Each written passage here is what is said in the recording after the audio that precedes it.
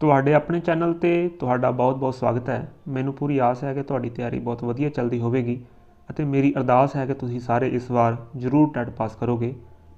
Video ਦਾ ਪਹਿਲਾ ਪ੍ਰਸ਼ਨ ਸ਼ੁਰੂ ਕਰਦੇ ਹਾਂ ਜੀ।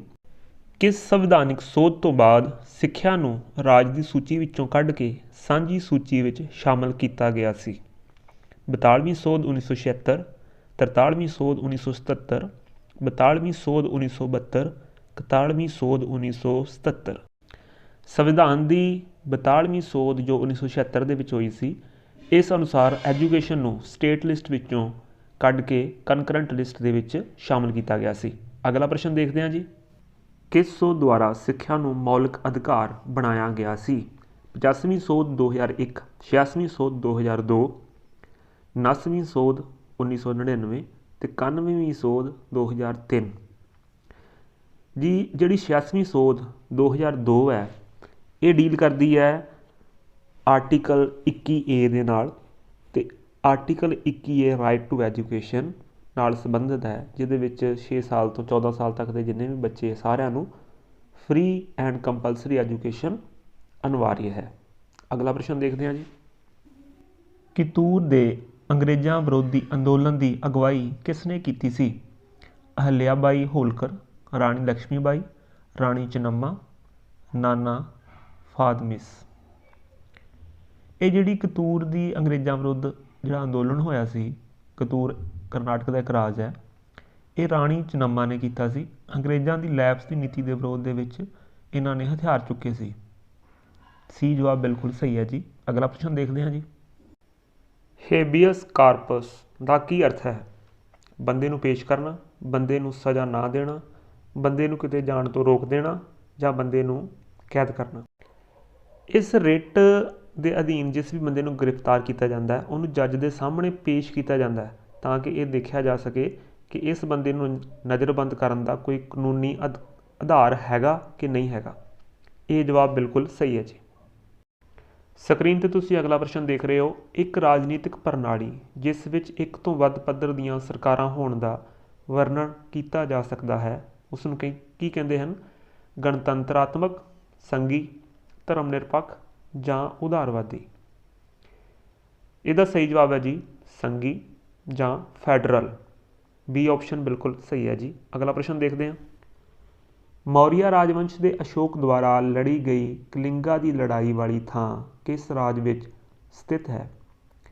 ਕਰਨਾਟਕ, ਉੜੀਸਾ, ਕੇਰਲ ਜਾਂ ਆਂਧਰਾ ਪ੍ਰਦੇਸ਼। ਇਸ ਸਵਾਲ ਦਾ ਸਹੀ ਜਵਾਬ ਹੈ ਜੀ ਉੜੀਸਾ। ਅੱਗੇ ਹੈ ਜੀ, ਸੂਫੀ ਸੰਤ ਦੇ ਮਕਬਰੇ ਨੂੰ ਕੀ ਕਹਿੰਦੇ ਹਨ? ਈਦਗਾਹ, ਖਾਨਗਾਹ, ਇਬਾਦਤਗਾਹ ਜਾਂ ਦਰਗਾਹ। ਇਸ ਦਾ ਸਹੀ ਜਵਾਬ ਹੈ ਜੀ ਦਰਗਾਹ। ਅਗਲਾ ਪ੍ਰਸ਼ਨ ਦੇਖਦੇ ਹਾਂ। ਕਿਸ ਨੂੰ ਭਾਰਤੀ ਸੰਵਿਧਾਨ ਦਾ ਅੰਤਮ ਵਿਆਖਿਆਕਾਰ ਮੰਨਿਆ ਜਾਂਦਾ ਹੈ? ਨਿਆਂਪਾਲਿਕਾ, ਅਟਾਰਨੀ ਜਨਰਲ, ਰਾਸ਼ਟਰਪਤੀ ਜਾਂ ਸੰਸਦ। ਇਸ ਪ੍ਰਸ਼ਨ ਦਾ ਸਹੀ ਜਵਾਬ ਹੈ ਜੀ ਨਿਆਂਪਾਲਿਕਾ ਜਾਂ ਜੁਡੀਸ਼ਰੀ। ਅਗਲਾ ਪ੍ਰਸ਼ਨ ਦੇਖਦੇ ਹਾਂ ਜੀ। ਭਾਰਤੀ ਰਾਸ਼ਟਰੀ ਕਾਂਗਰਸ ਦੀ ਸਥਾਪਨਾ ਕਰਨ ਵਾਲਾ ਇਹਨਾਂ ਵਿੱਚੋਂ ਕੌਣ ਸੀ? ਮਹਾਤਮਾ ਗਾਂਧੀ, ਐਨੀ ਬਸੰਤ, ਸਵਾਮੀ ਦਇਆਨੰਦ ਸਰਸਵਤੀ ਜਾਂ ਏ.ਓ. ਹਿਊਮ। ਇਸ ਸਵਾਲ ਦਾ ਸਹੀ ਜਵਾਬ ਹੈ ਜੀ ਏ.ਓ. ਹਿਊਮ।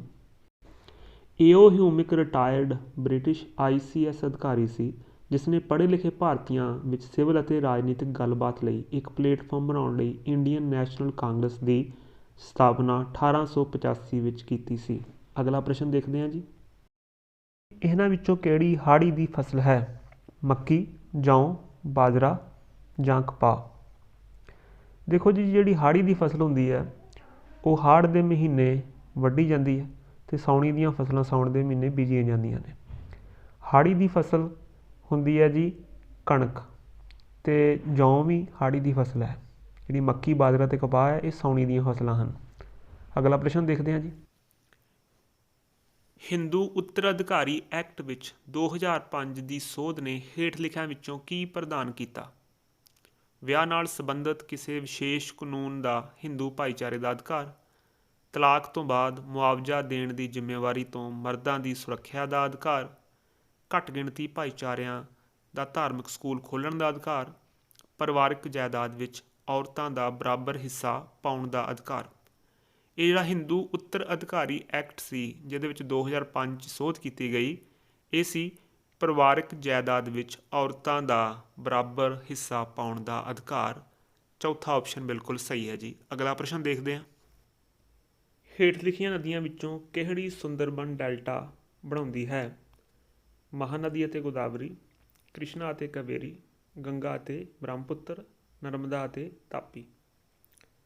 ਜਿਹੜਾ ਸੁੰਦਰਬਨ ਡੈਲਟਾ ਹੈ ਇਹ ਗੰਗਾ ਅਤੇ ਬ੍ਰਹਮਪੁੱਤਰ ਨਦੀਆਂ ਬਣਾਉਂਦੀਆਂ ਹਨ। ਤੀਸਰਾ ਆਪਸ਼ਨ ਬਿਲਕੁਲ ਸਹੀ ਹੈ ਜੀ। ਅਗਲਾ ਪ੍ਰਸ਼ਨ ਦੇਖਦੇ ਹਾਂ ਜੀ। ਬਾਇਓਗੈਸ ਲਾਜ਼ਮੀ ਤੌਰ 'ਤੇ ਡੈਸ਼ ਦਾ ਮਿਸ਼ਰਣ ਹੈ? ਮੀਥੇਨ ਅਤੇ ਹਾਈਡਰੋਜਨ, ਮੀਥੇਨ ਅਤੇ ਹੀਲੀਅਮ, ਮੀਥੇਨ ਅਤੇ ਕਾਰਬਨ ਡਾਈਆਕਸਾਈਡ, ਮੀਥੇਨ ਅਤੇ ਨਾਈਟ੍ਰੋਜਨ। ਜੋ ਬਾਇਓਗੈਸ ਹੈ ਇਹ ਮੁੱਖ ਤੌਰ 'ਤੇ ਮੀਥੇਨ ਅਤੇ ਕਾਰਬਨ ਡਾਈਆਕਸਾਈਡ ਦਾ ਮਿਸ਼ਰਣ ਹੈ। ਸਕਰੀਨ 'ਤੇ ਅਗਲਾ ਪ੍ਰਸ਼ਨ ਤੁਹਾਡੇ ਸਾਹਮਣੇ ਹੈ ਜੀ। ਵਿੱਤ ਕਮਿਸ਼ਨ ਦੀ ਰਚਨਾ ਹੈ? ਵਿੱਤ ਕਮਿਸ਼ਨ ਦੀ ਕੰਪੋਜੀਸ਼ਨ ਦੱਸਣੀ ਹੈ ਜੀ। 5 ਮੈਂਬਰ, 4 ਪੂਰੇ ਸਮੇਂ ਦੇ ਮੈਂਬਰ, ਚੇਅਰਮੈਨ ਅਤੇ 4 ਮੈਂਬਰ, 1 ਚੇਅਰਮੈਨ ਅਤੇ 3 ਹੋਰ ਮੈਂਬਰ। ਜਿਹੜਾ ਵਿੱਤ ਕਮਿਸ਼ਨ ਹੁੰਦਾ ਇਹਨੂੰ ਰਾਸ਼ਟਰਪਤੀ ਨਿਯੁਕਤ ਕਰਦਾ ਹੈ। ਇਹਦੇ ਹੁੰਦੇ ਨੇ 1 ਚੇਅਰਮੈਨ ਅਤੇ 4 ਮੈਂਬਰ। ਸੀ ਆਪਸ਼ਨ ਬਿਲਕੁਲ ਸਹੀ ਹੈ ਜੀ। ਅਗਲਾ ਪ੍ਰਸ਼ਨ ਦੇਖਦੇ ਹਾਂ ਜੀ। ਵਾਯੂਮੰਡਲ ਦੇ ਉੱਪਰਲੇ ਹਿੱਸਿਆਂ ਵਿੱਚ ਓਜ਼ੋਨ ਪਰਤ ਇੱਕ ਸੁਰੱਖਿਆ ਢਾਲ ਵਜੋਂ ਕੰਮ ਕਰਦੀ ਹੈ। ਇਹ ਕਿਸ ਤੋਂ ਸਾਡੀ ਰਾਖੀ ਕਰਦੀ ਹੈ? ਕਾਰਬਨ ਮੋਨੋਆਕਸਾਈਡ, ਸਲਫਰ, ਸੂਰਜੀ ਅਲਟਰਾਵਾਇਲਟ ਰੇਡੀਏਸ਼ਨ ਜਾਂ ਸੂਰਜੀ ਇਨਫਰਾਰੈੱਡ ਰੇਡੀਏਸ਼ਨ। ਇਹ ਜਿਹੜੀ ਓਜ਼ੋਨ ਲੇਅਰ ਹੈ ਇਹ ਸਾਡੀ ਪਰਾਬੈਂਗਨੀ ਕਿਰਨਾਂ ਤੋਂ ਬਚਾਅ ਕਰਦੀ ਹੈ, ਜਿਹਨੂੰ ਆਪਾਂ ਅਲਟਰਾਵਾਇਲਟ ਰੇਡੀਏਸ਼ਨ ਕਹਿੰਦੇ ਹਾਂ। ਇਹਨਾਂ ਰੇਡੀਏਸ਼ਨ ਦੇ ਨਾਲ ਜੇਕਰ ਇਹ ਸਾਡੇ ਸਰੀਰ 'ਤੇ ਪੈ ਜਾਵੇ ਤਾਂ ਸਾਨੂੰ ਕੈਂਸਰ ਹੋ ਸਕਦਾ ਹੈ। ਤੀਸਰਾ ਜਵਾਬ ਬਿਲਕੁਲ ਸਹੀ ਹੈ ਜੀ। ਇਹ ਜਿਹੜੀ ਓਜ਼ੋਨ ਲੇਅਰ ਹੈ ਇਹ ਸਮਤਾਪ ਮੰਡਲ ਦੇ ਵਿੱਚ ਪਾਈ ਜਾਂਦੀ ਹੈ। ਅਗਲਾ ਪ੍ਰਸ਼ਨ ਦੇਖਦੇ ਹਾਂ ਜੀ। ਅਗਲਾ ਪ੍ਰਸ਼ਨ ਹੈ ਜੀ। ਹੜੱਪਾ ਸੱਭਿਅਤਾ ਦੇ ਲੋਕ ਕੀ ਨਹੀਂ ਬਣਾ ਸਕਦੇ ਸਨ? ਪੱਥਰ ਦੀਆਂ ਮੋਹਰਾਂ, ਲੋਹੇ ਦੇ ਔਜ਼ਾਰ, ਸੋਨੇ ਦੇ ਗਹਿਣੇ, ਘਰ। ਇਸ ਪ੍ਰਸ਼ਨ ਦਾ ਸਹੀ ਜਵਾਬ ਹੈ ਜੀ ਲੋਹੇ ਦੇ ਔਜ਼ਾਰ। ਹੜੱਪਾ ਸੱਭਿਅਤਾ ਦੇ ਲੋਕ ਲੋਹੇ ਦੀਆਂ ਵਸਤੂਆਂ ਨਹੀਂ ਬਣਾ ਸਕਦੇ ਸਨ। ਬੀ ਆਪਸ਼ਨ ਬਿਲਕੁਲ ਸਹੀ ਹੈ ਜੀ। ਉਮੀਦ ਹੈ ਤੁਹਾਨੂੰ ਇਹ ਜਿਹੜੀ ਮੇਰੀ ਛੋਟੀ ਜਿਹੀ ਵੀਡੀਓ ਪਸੰਦ ਆਈ ਹੋਏਗੀ। ਇਸ ਤਰ੍ਹਾਂ ਦੀਆਂ ਹੋਰ ਵੀਡੀਓ ਲੈ ਕੇ ਤੁਹਾਡੇ ਸਾਹਮਣੇ ਜਲਦੀ ਹਾਜ਼ਰ ਹੋਵਾਂਗਾ। ਤਦ ਤੱਕ ਦੇ ਲਈ ਮੇਰੀਆਂ ਪੁਰਾਣੀਆਂ ਵੀਡੀਓ ਨੂੰ ਦੇਖੋ ਅਤੇ ਵੱਧ ਤੋਂ ਵੱਧ ਪੜ੍ਹੋ। ਆਲ ਦੀ ਬੈਸਟ।